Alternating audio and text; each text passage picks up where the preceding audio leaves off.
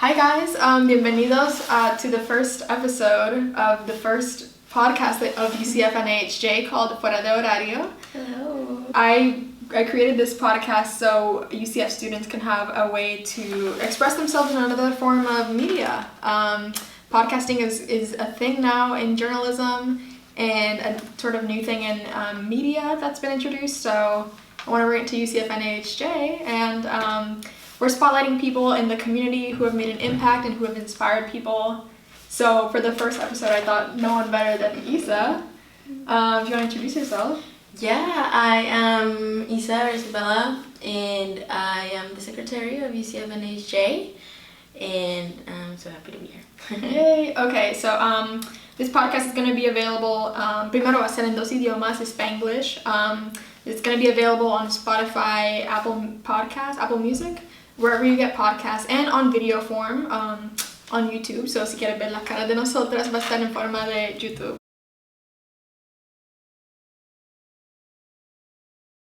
Without further ado, Isa is our first guest for this podcast. I've known her for quite a while, and I know that she has the most interesting story to tell.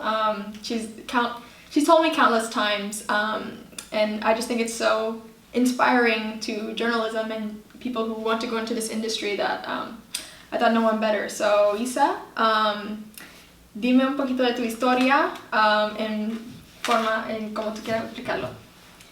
Bueno, pues, Spanglish. Sí. Mi historia es un poquito larga. Empieza en mi freshman year of high school, cuando tenía 14 años. A mí siempre me ha gustado hablar, siempre me ha gustado como el tema de la comunicación y los medios, pero no fue hasta mi freshman year de high school, en Valentine's Day del 2018, que de verdad como que supe que quería hacer esto por el resto de mi vida. I went to Marjorie Stoneman Douglas High School, and I was there like a regular day. It was Valentine's Day, so like love was in the air. People were giving out chocolates, cookies, everything. It was just like a good day, you know. It started as a good day. So you felt nothing off that day when you went to school, like, oh, we're gonna have a great Valentine's Day? No, honestly, no. Yeah, it was just like another Valentine's Day that I was having. There was honestly like love in the air at first, and then the first like thing, a little weird thing that happened was that we had a fire drill early in the morning. But it was like whatever, we were used to fire drills, right? We just went outside, we did the line, whatever. Then for my third period class, I had this class called DECA, which is like hospitality class. And in that class, I was with my friend, Alyssa LHDev. She was one of those people who would always go to school in like a hoodie and joggers, and she was really like chill and laid back. And that day, she was wearing a dress, she had makeup on, and the first thing I told her was like, oh my god, you look so pretty, like wow, I love your outfit. And she's like, thank you, you too. And I had like 2 braids, and it was like we were talking like normal, we were laughing, we were talking about how our quinces were coming up that year in May, and it was just like a regular class. And then we went to lunch, and then for last period I had English. It was my favorite class of the day, and it was in this building which we call the freshman building, more like formally the 1200 building.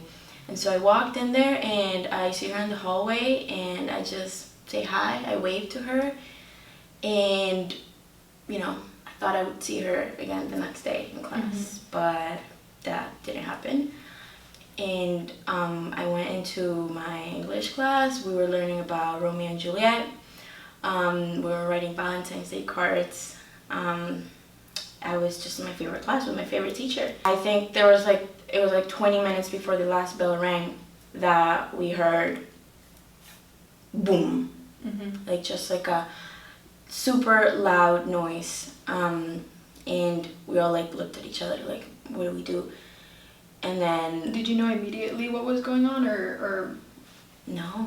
no, I didn't know, like I didn't understand. I was like, are they like scaring us? Because earlier that, like a few weeks earlier, they had told us that they were going to do a code red, which is like, you know, preparing us for an active shooter situation. And so I thought it was that. I was like, oh, maybe today is a code red. Then the fire alarm goes off, and we all knew something was wrong because we had a fire drill earlier that day. And immediately my teacher yells, and she's like, get down, everybody get down. And I just like threw myself underneath her desk, and I was just there like sitting, and we were there just like you know, like we're super confused. When it really kind of started hitting me a little bit more was when I started hearing gunshots. And obviously my 14-year-old mind didn't think they were gunshots. They were just like pa pa pa pa pa, and they were coming from the classroom next to mine, and they were coming from outside my window. And I remember hearing like somebody like screaming and like running outside my window, because there was a window behind me, and the gunshots just kept going and kept going, and I was just like shaking. And so like I didn't have my phone on me, so I told my friend if I could borrow her phone, and I texted my mom, creo que hay alguien con una pistola en el colegio, te quiero mucho. Yeah. You've never told me that. That's crazy. Yeah, and she had those messages. I don't think she has them now, but she had them for a while. And then I looked back, and I was like, oh my god. And then she replied, she's like, ¿qué? ¿Cómo así? ¿Estás bien? But the signal was bad, so I wasn't getting those messages. So the gunshots kept going, just like pa pa pa pa pa. And my teacher grabbed her phone, and she called 911. And I just remember that so clearly. She was shaking with the phone in her hand, like hello, I'm Marjorie Stoneman Douglas High School, and I think there's a shooter in my school. And so the only thing I knew in that moment was to pray. I just like put my head in between my legs, and I started like praying. I didn't even know what to say. I was just like talking to God and like pidiéndole que me protegiera. Like decía como que no sé qué está pasando, pero protégeme. Empecé a rezar el Padre Nuestro, y it was just like scariest like 20 minutes of my life, just hearing like gunshots, screams, and everybody saying like, is this real? Is this true? Like, is this a code red, or is this real? And my teacher didn't know. My teacher was just like, stay down, stay down, stay down. And then like 20 minutes after that, approximately, we see the police come in the building, and they are just there like talking to each other in their mics, and then they look through the window, their little window that the door had, and they were like, stay down. And so I was like, oh my god, okay. So I stayed down, and I had my backpack by my desk and all my stuff there. So then they opened our door. And you know what's funny? They were able to open our door because it wasn't locked.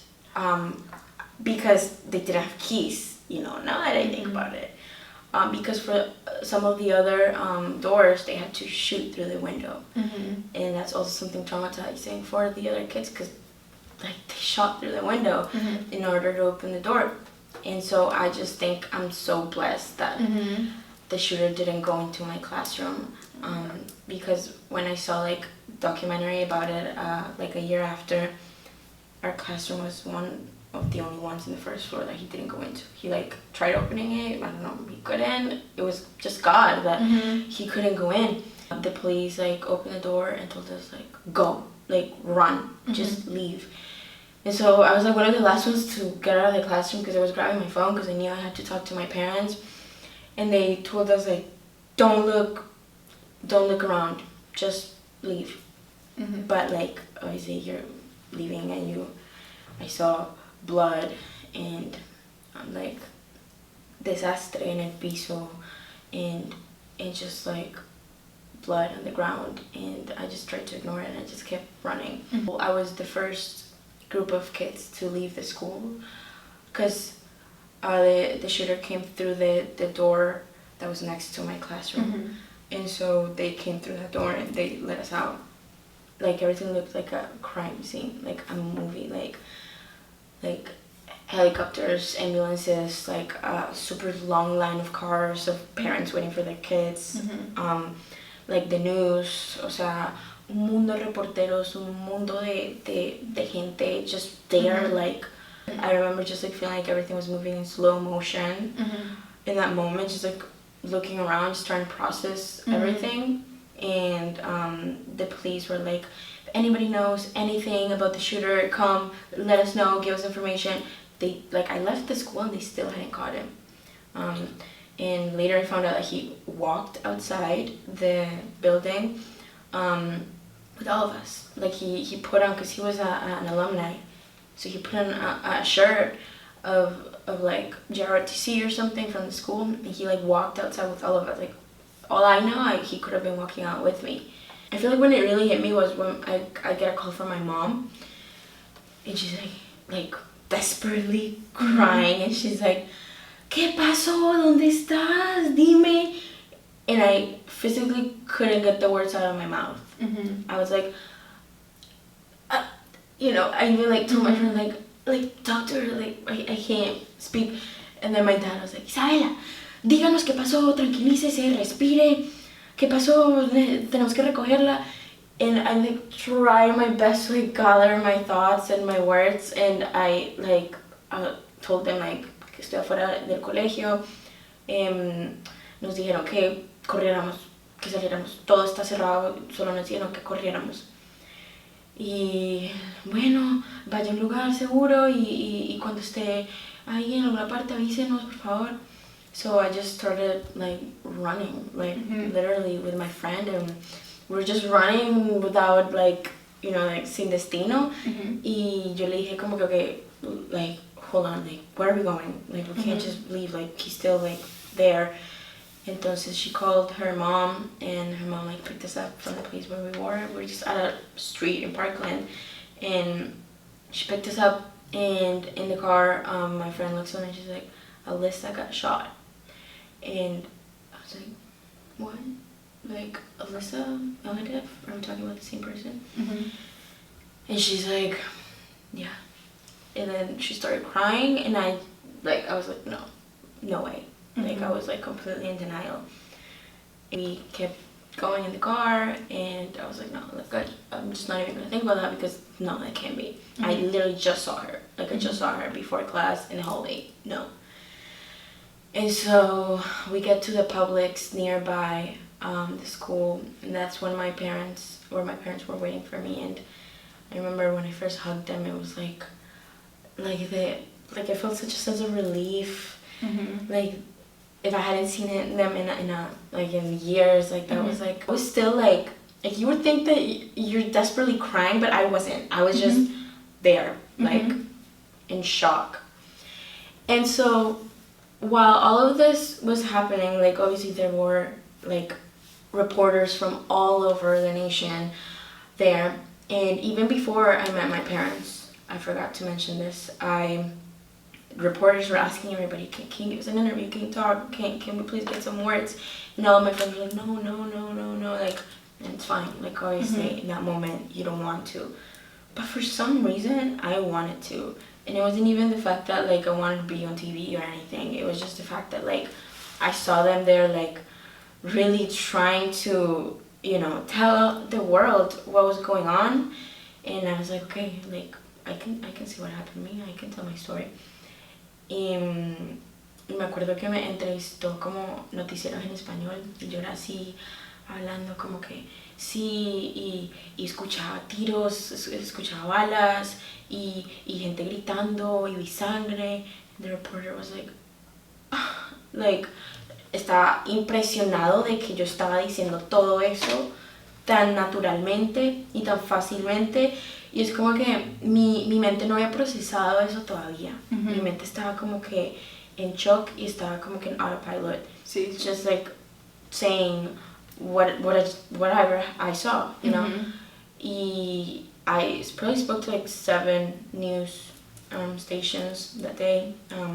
Y yo era hablando de lo que acaba de pasar. Like, just there and just talking about it, and you just were like, oh my god, Like, I'm so sorry. And I was like, thank you. Years after I watched those interviews, I'm like, what? Like, how is this speaking so normal? And it's kind of like a talent that maybe I've always had. So when I was with my parents, more news stations came up to me and they asked me if I wanted to have an interview. Me dijo, no tienes que hacerlo, no tienes que hacerlo. Y yo, no, pues yo quiero. Y I wanted to tell my story. And so I talked to like 10 news stations that day, and when we were in Publix, they still hadn't caught him. And they said that he was like in the Walmart. There was a Walmart there like 5 minutes from school. He went there, he was eating in the McDonald's inside the Walmart, doing his thing. And then they caught him like right outside the Walmart. Like there, like everything was going on while I was still there. We like went to my house, and my phone was blowing up. Like my phone was literally blowing up. And also, you know, I had a group of friends, and I didn't know where they were. And so even before I met with my parents, I also, when I was outside, I like called them.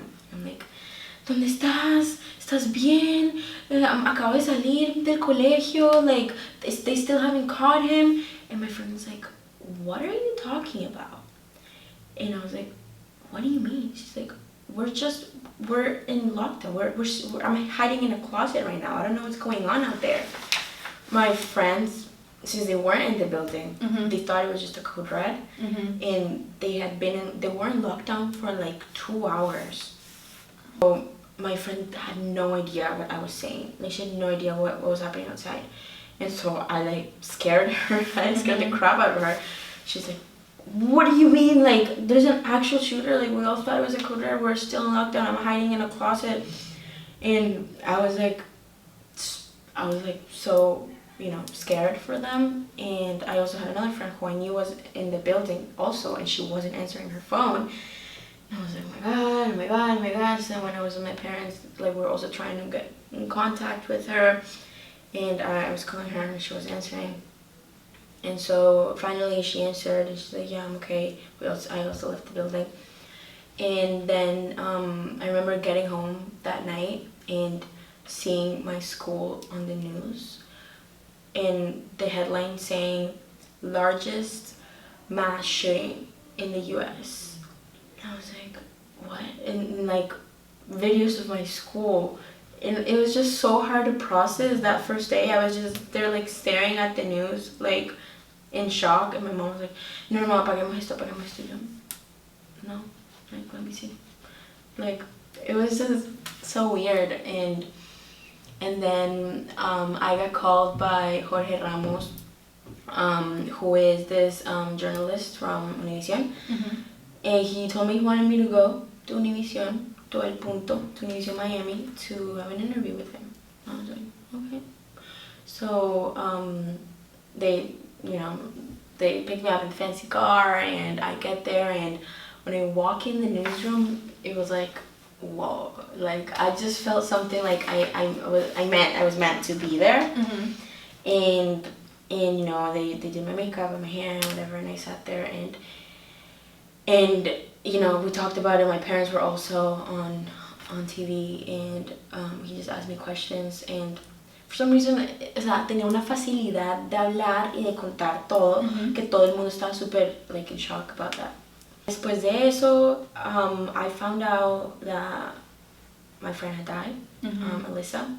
I saw her name on the news, and that's when it really hit me. Like, wow. I saw her name as one of the 17 victims, and I just couldn't believe it. And then we had a vigil that next day. The first thing I did was run up to my friends and hug them, my like 3 best friends at that time, and thank God that they were okay, because, you know, I had lost a friend that day. And so that was like the beginning of everything. And yeah. A lot of mucho de eso yo he escuchado ya porque tú me lo has contado, pero mucho de eso bien emocionante, bien impactante, sí. Y que obviamente ningún niño en Estados Unidos se piensan que van a ser víctimas de eso, obviamente. ¿Cómo reaccionó la comunidad después de eso? Obviamente, Vigil tú contaste, pero y noté también en la noticia recently que van a they're gonna demolish el freshman building. ¿Qué piensas de eso? Pues es como que a relief, porque ver ese edificio ahí por todo este tiempo era muy difícil. ¿Y fue abandonado el building o seguían usándolo? No, fue completamente abandonado. Después de eso lo dejaron como una escena del crimen. O sea, adentro sigue exactamente como estaba hace 5 años. Y obviamente las profesoras pudieron como que sacar algunas cosas, la policía le sacó algunas cosas, pero tipo lo que sé es que estaba intacto. Y yo me quedé en Douglas después de eso. Era mi freshman year y me quedé hasta senior. Y tenía que caminar muchas veces al lado de ese edificio y ver la ventana donde yo estaba sentada adentro y verlo todos los días. Y era como un recordatorio de lo que había pasado todos los días constantemente ahí. Y era muy difícil, la verdad, ver eso. Entonces, de verdad agradezco que ya lo vayan a demoler. Es como que un relief, es como que wow, por fin como que de pronto se va a cerrar este capítulo y se le va a hacer un memorial justo a las víctimas, porque sí, obviamente la comunidad ayudó mucho, la comunidad ayudó muchísimo. Por eso yo me quedé en Douglas después de que pasó eso, porque oh my god, o sea, las 2 semanas o sea, nosotros estuvimos sin clases por 2 semanas y después de que volvimos todo el colegio estaba lleno de posters, like bracelets, like everything, like from all over the world. O sea, gente de otros países, like, we're with you, Parkland, like, you're in our hearts, like, you're strong, like llegamos a todas nuestras clases y nos daban una cartica, this is what an elementary kid in Ohio did for you, or something, and this, like, bracelet was made by a little kid in, I don't know, Massachusetts, something like that, from all over the country, like, from everywhere, and I was like, whoa, what is this love that I'm getting? And you know, they really reinforced like security, the police. We had to wear like clear backpacks for like a year after, and lanyards or like IDs.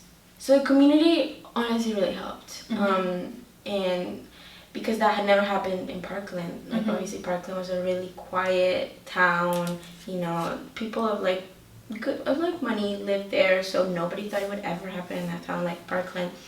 And so they did a big vigil after that, that like literally hundreds of people went. That was like full.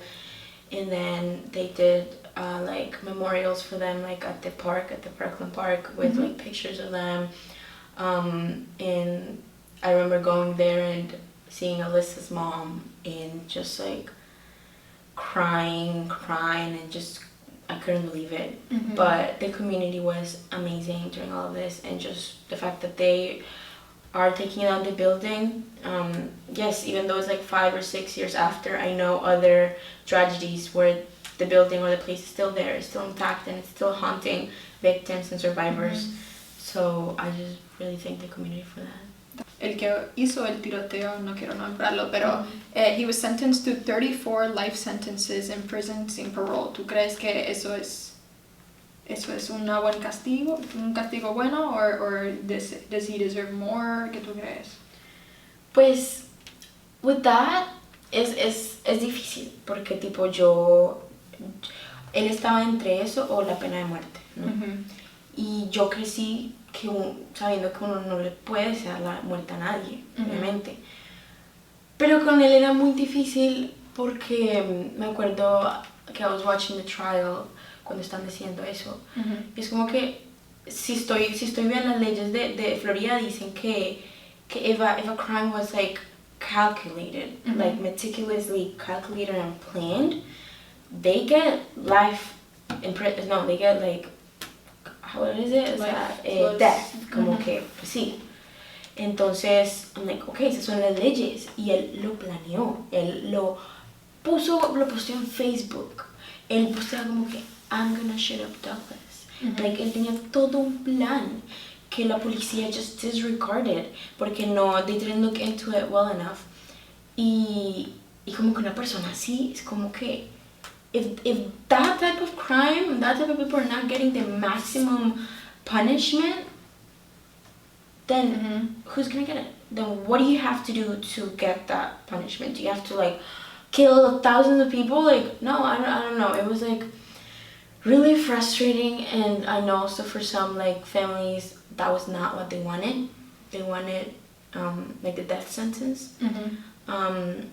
For me, I was like, I didn't know what I wanted, but I did know that if the laws say something and they're not applying it to him because of his mental health issues or whatever, it's just hard for me to sympathize with somebody like him, somebody who did that. Like, you can be going through everything and that's still not an excuse to go shoot up a school, to go shoot up 14-year-olds. And so for me, it was just so hard to hear, like, in the trial, like, they were naming the things they did, like his like sentences, like his, you know, I don't know the exact terms, the accounts. So he's like, the death of Alyssa Elhaydeff, the death of Gina Lula, the death of Miguel, I think, when it was like death after death after death, and then like that this person, because he not only he killed 17 people, he also shot and injured 17 others, and obviously traumatized hundreds. So and then like the shot. I know a girl who got shot. Her name is Daniela. Shot Daniela. Blah blah blah. Shot blah blah blah. You know, like all these people that he hurt, and I was like, is this not enough for you to give him the maximum punishment? It was just crazy, especially because like something I forgot to mention, but like that day I also saw like people getting in ambulances, like getting shot at, like my classmates from biology, like with gunshots in her legs, being transported to ambulances, like this girl who got shot in the eye, just like crying, screaming for help. And I saw like all these people, and then the weeks after I saw them in class with muletas y con yesos, with casts. So, muchas escuelas desafortunadamente usan este tragedy como ejemplo para planear los security measures nuevos y para proteger estudiantes en el futuro. So, desafortunadamente tuvo que pasar eso para que mejorar la sociedad, ¿me entiendes? Sí. So, eso sería todo. ¿Algo más que quieres contar de tu historia?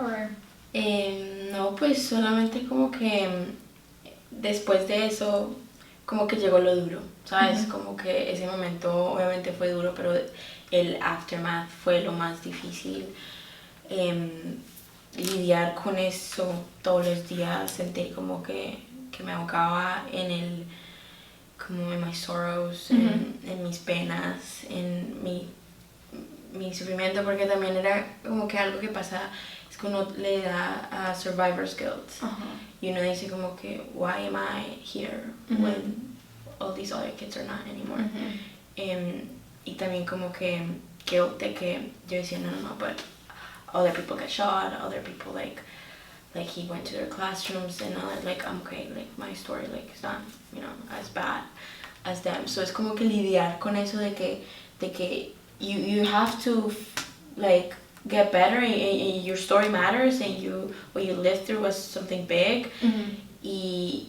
Pero al mismo tiempo como que seguir con mi vida y querer move on, pero no poderlo, es súper raro como todos los días yo estaba triste, todos los días no quería hacer nada, todos los días pensaba en Alyssa, todos los días pensaba en que por qué ella, porque cuando tenía tantos planes para su vida, porque fui a psicólogos y todo, y en Douglas sentía ese apoyo, como te dije, de la comunidad, pero cuando me mudé sola a UCF fue otra cosa completamente diferente, porque nadie sabía por lo que yo había pasado, y nadie entendía, y yo, like, I was on my own, and whenever I would hear a fire alarm, like it went off like a lot of times in my apartment complex, I would freak out. Y me daba un ataque de pánico y empezaba a llorar. Y mis roommates pues no hacían nada y como que me miraban con cara rara. Y es como que that constant like trauma you have to go through that comes up when you least expect it. Like even like yesterday or 2 days ago, like somebody knocked on my door like 3 a.m, like super loud, and like stayed frozen. I could not physically move because of this like PTSD that I have from that. So, you know, it was like difficult to keep going, but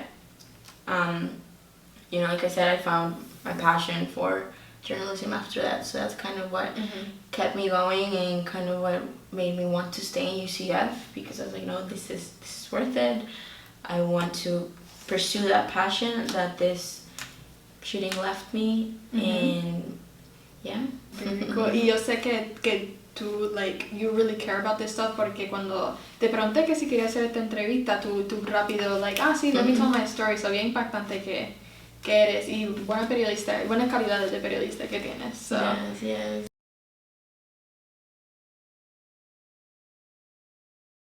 Esto sería todo lo que tengo por el primer episodio de Fuera de Horario. Puedes sintonizarnos en, como dije, en YouTube, en Spotify Podcasts, en Apple Music también va a estar disponible todo esto. Y quédate con nosotros para ver a quién entrevistamos próximamente. Tenemos muchos planes para el futuro. Y no, sería todo. Sí, acuérdense de seguirnos en Instagram también, y si es Bienvenidxs. Y bueno, gracias. Gracias.